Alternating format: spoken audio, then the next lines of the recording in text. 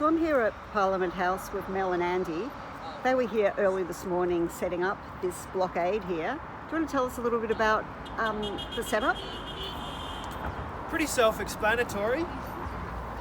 This is the latest in protest technology. A hire truck and dedicated people ready to drive it in a way that disrupts the traffic. Yep. So you've managed to shut down this whole ramp leading up to Parliament House. Yep. And you've been here since the early hours of this morning?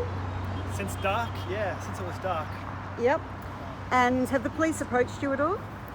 Yeah, we had a pretty intense police presence early. When we first arrived, the cops were already waiting down at the intersection. Expecting it? Yeah. So that was a little bit intense to start, but it's cooled off as we've had more conversations with them.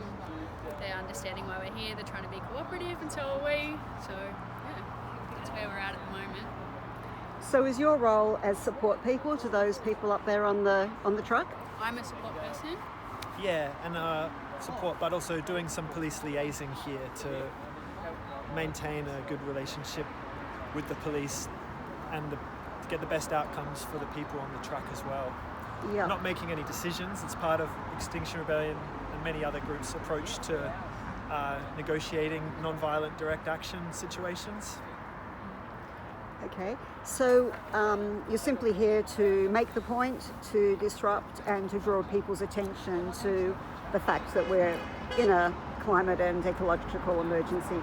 Yeah, well basically, business as usual cannot continue on this planet. Business as usual equals death for billions of people who are going to live in a world that is becoming increasingly unstable, both climatically but also socially. So business as usual equals death, budget as usual equals death. And we know that this is a budget as usual. Basically, the politicians think only about one thing, which is jobs and supporting the fossil fuel industry, basically. Re-election. And you can have jobs whilst addressing the climate emergency, but basically this was an opportunity. It is year 2021. We've blown the chance of keeping warming to less than 1.5 degrees way out of the water. We have an absolute delusion going on that our government is taking care of the people here. What we needed was a climate emergency budget. They haven't given it to us. We knew they weren't going to give it to us. And that's why, the cops ask, why are you not protesting on the lawn over there, which is the designated protest area? And the fact is, they haven't paid attention to protesters being there for decades.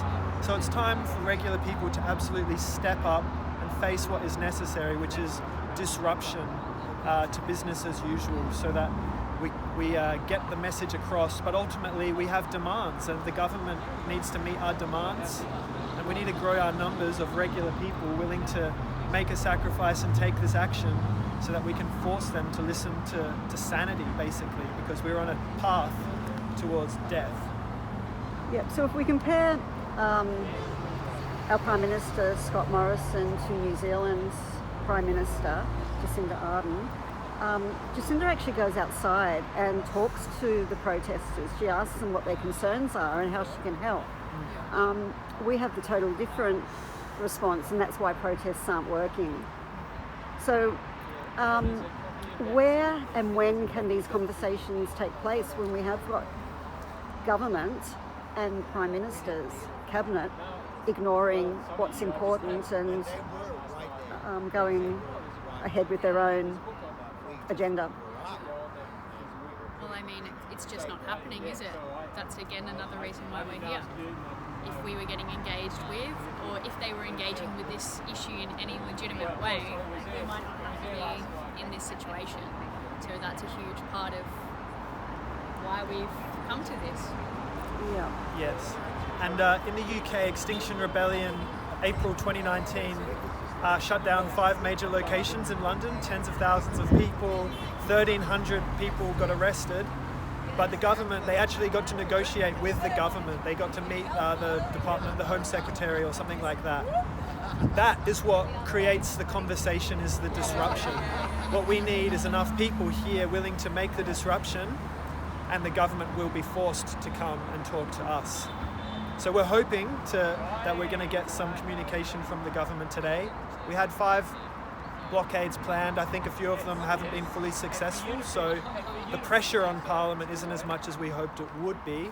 Yet we still have 3 locations held, and that's where you create the pressure that forces people to negotiate. So if you do get to have that address, you'll be reasserting the demands? Absolutely. They need to know our demands, and they need to, they need to be held accountable to the people, and we can showcase perhaps that they are not listening to regular people or the science. Who knows why, but that's the aim, is to get them to listen to our demands and meet them.